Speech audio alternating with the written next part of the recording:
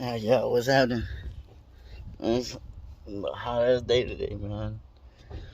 But today we have, let me see, Toyota Yaris. I want to say it's a 2012. Didn't know what the customer said, but we want to go ahead replace the brake pads.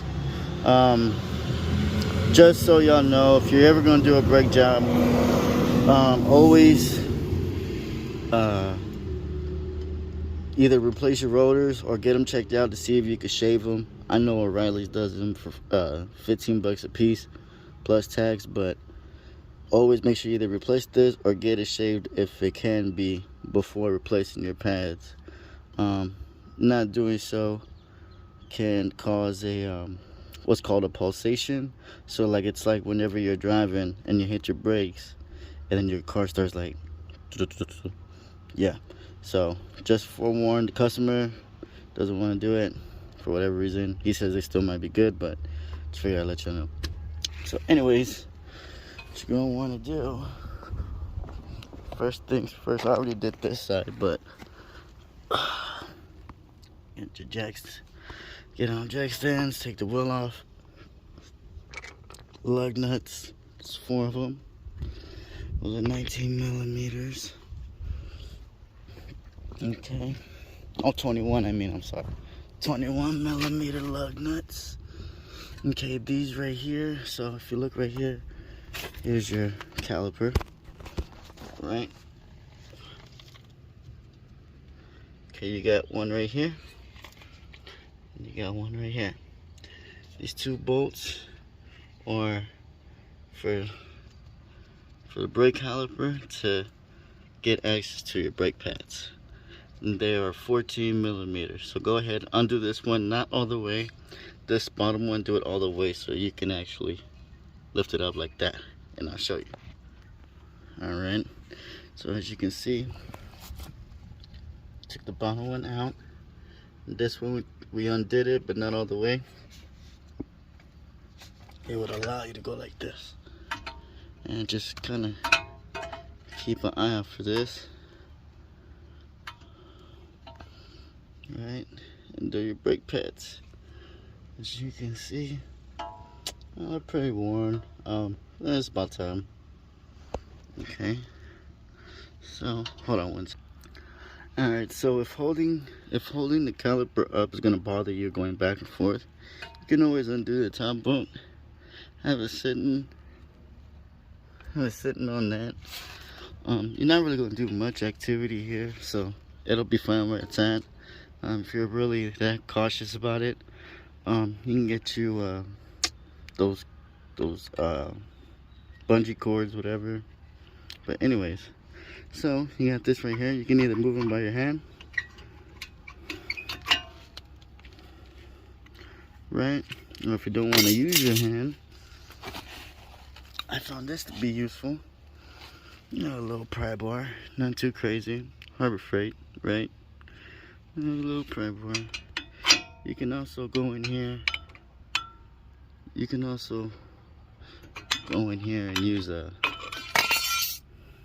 flathead if you want. If you got a flathead laying around, that would help.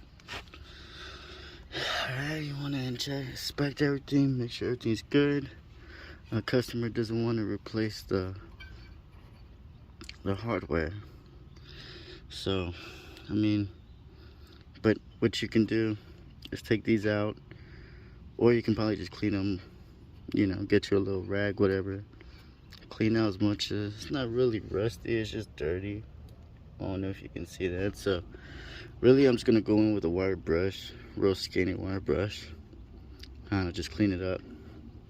Okay, all right, so here are your new brake pads. See how thick they are? That's how you want them. So you got 2, one for the front and one from the inside, one for the outside. What you're gonna want to get is this. I know there's other kinds of brands, whatever, but this one's always been my favorite. Never had issues with it. Pretty much what you're gonna do, all it is just brake grease. Okay, you see it. I don't know if you can see that. It's just brake grease, nothing too crazy. But if you've never seen it before, you can get this at your local AutoZone or Riley's, or any local auto parts store should have something like this. Anyways, so where you're gonna want to put some, is right here where the tip is at. You can dab a little bit. Don't go too crazy, don't cake it up, but you put a little dab right there.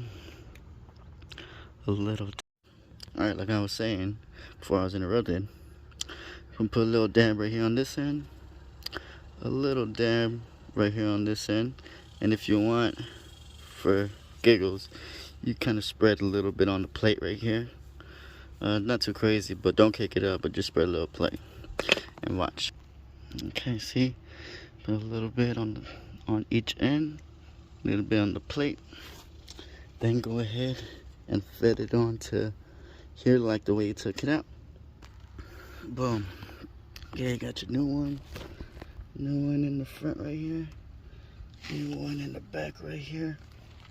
So you got your caliper set, your pad set. So what you're gonna do now is get your caliper ready. Alright, so real quick, I don't have much battery life, but this ring right here, this is your piston. As you can see, it's sticking out, right? It's thick about a little less than an inch.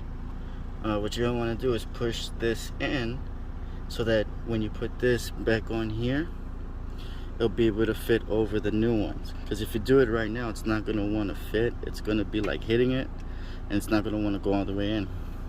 So what I found useful was this tool right here. You can get this on Amazon. I'll put a link in the description below. But it acts like a ratchet, right? So let me see if I can figure out a way to show you guys. Hold on.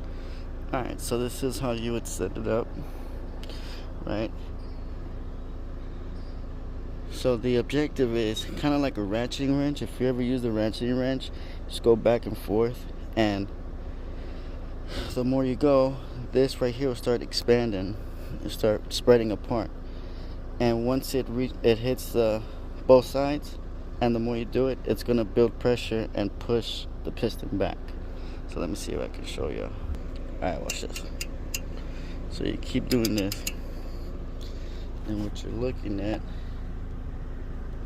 see, can you see that? It's too bright outside, it's kind of hard for me to see if y'all can see it, but it's pretty much just keep doing. I don't know if you can see that, but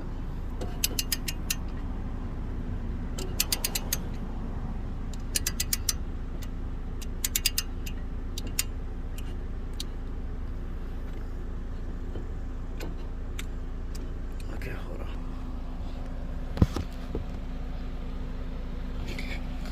So what I do is, you see this? It's pretty much doing that. It makes the job a lot more easier, and then you're gonna hit a point where it's not gonna want to go no more. That's when you stop. Then just go like a ratchet wrench, go the opposite way, and it'll just pop out. And then you're able to go like this, keep going.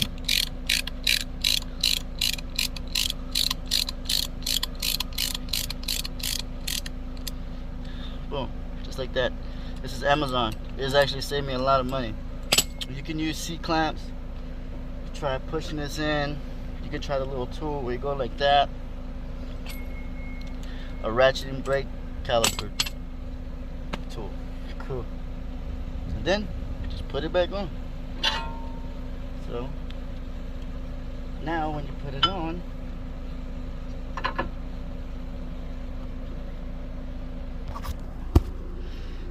now it fits on there. Cool. Then you get your 14 millimeter, right? That 14 millimeter. Put it on top, put it on the bottom.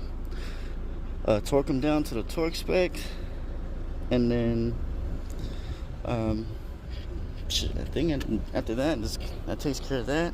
Put your wheel back on. Torque those down, and and then go in the car. Whenever you're done with all this, go in the car and then press your brake pedal.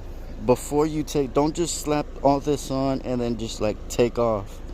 Like after you're done with all this, because remember you push that piston back, so you push the pressure back. Now you need to bring that pressure back to you.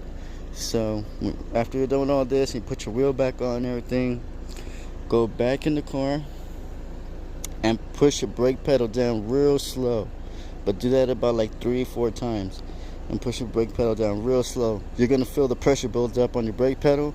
Then once the brake pedal feels real stiff and real hard, like how it would feel if everything was working fine, then you're good. At that point you can take off.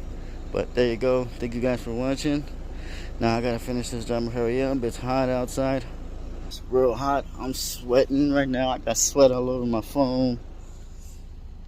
I don't even know where I'm at, but alright guys, you guys take it easy, have a good one, and stay out of trouble. Peace.